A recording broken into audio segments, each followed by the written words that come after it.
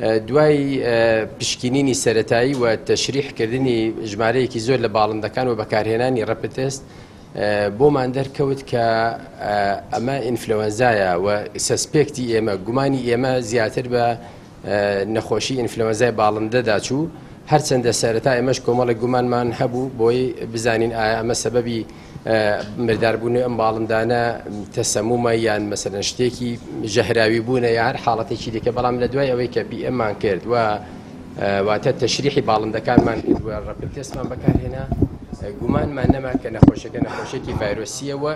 ئەم حاڵەتە بەهۆی نەخۆشی ئینفلۆنزای باڵندەوە بووە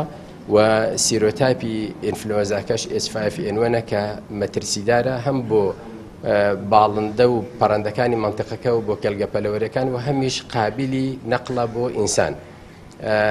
بەڵام لە هەمان کاتدا جێگای دڵخۆشیە کە ئێمە سەرەتا تعاملمان لەگەڵ ئەم کەیسە وەکو کەیسێکی ئینفلۆنزایی بوو وەکو کەیسێکی ڤایرۆسی تعاملمان لەگەڵ قزیەکە کرد و ڕێکاری تونمان گرتە بەر بۆ ئەوەی کە نەخۆشیەکە تەشەنەنەکە و بڵاو نەبێتەوە و ئێمە هەر لە یەکەم ڕۆژیشەوە ئیطلاعماندا بە خاوەن کەلگەپەلەوەرەکان لە ڕێگەی چی گەرمی وەتسئەپەوە گروپی وەتسئەپ و هۆشداریمان پێدان و ڕێنمایی پێویستمان پێداون بۆ ئەوەی کە خۆیان بپارێزن بە چەند شێوازێک یەکێک لەوانە ڤاکسینی پێویست بە پێی ڕێنمایی پزیشکانی ڤێتێرنەری بەکاربێنن و نقطەیەکی گرنگ ئەوەیە کە ئەو مریشکانەی کە بە هەر نەخۆشیەک بە حاڵەتێکی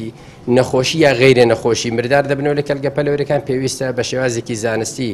لەناو ببرێن بسووتێنرێن و ژێرگڵ بخرێن